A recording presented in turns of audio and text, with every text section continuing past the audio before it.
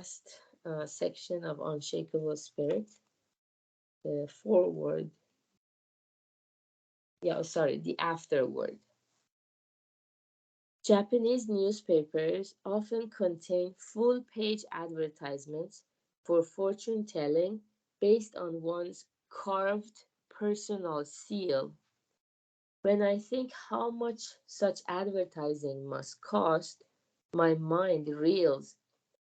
Even so, those who advertise turn a profit, which just goes to show you how many people believe fortune tellers can tell them whether their luck is good or bad, whether their future holds calamity or blessing. In fact, there are all sorts of fortune tellers. Some read your palm, others read the aspect of your house or family grave. Still others tell you what your lucky and unlucky days are. All stay in business for one reason. People believe that fortune telling has some connection to their happiness or unhappiness in this world. This belief is deep rooted, but Buddhism treats all forms of divination without exception as sheer superstition. True happiness comes not from the shape of your seal or the lines of your palm, Buddhism tells us, but from doing good deeds in your daily life.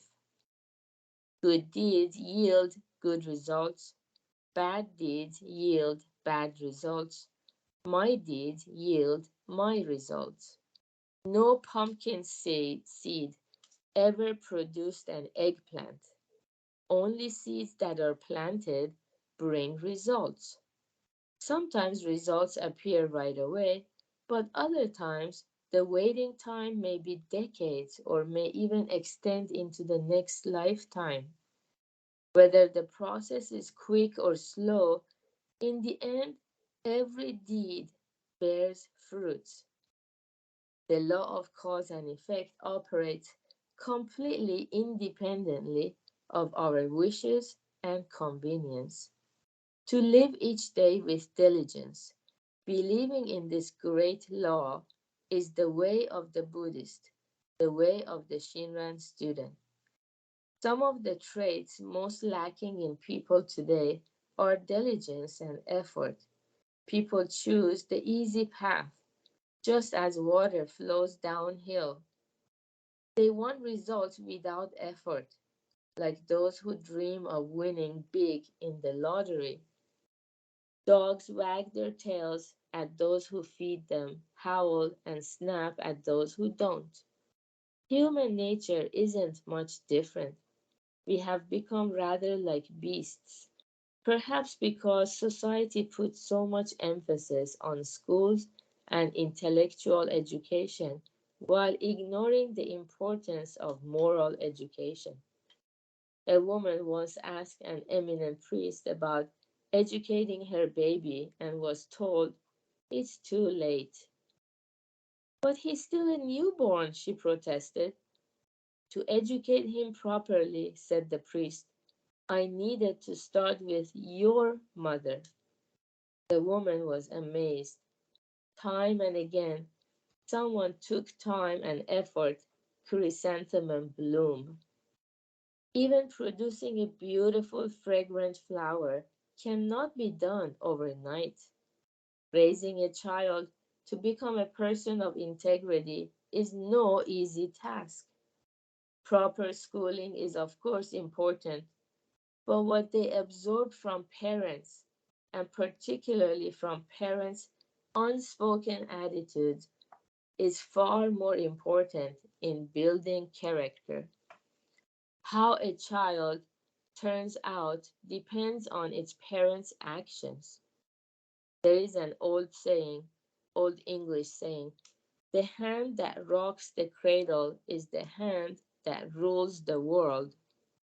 If parenthood consists merely in giving birth, then we are no different from animals. Those who live in ignorance of the law of cause and effect, living lives of self indulgence and vice, will surely suffer in this world. their hearts filled with enmity, they will curse their miserable lives. They bring ruin on themselves and plunge their children into adversity as well. If the needle does not go in a straight line, the stitches will not lie straight. Parents must teach by example. You aren't qualified to be a parent unless you know at least 100 fairy tales and edifying stories, declares one educator. Interesting stories can fill small souls with determination, nurturing an invincible spirit, and ridding the mind of indolence, polishing it to diamond brightness. Those who walk around, those who walk toward the light inevitably prosper.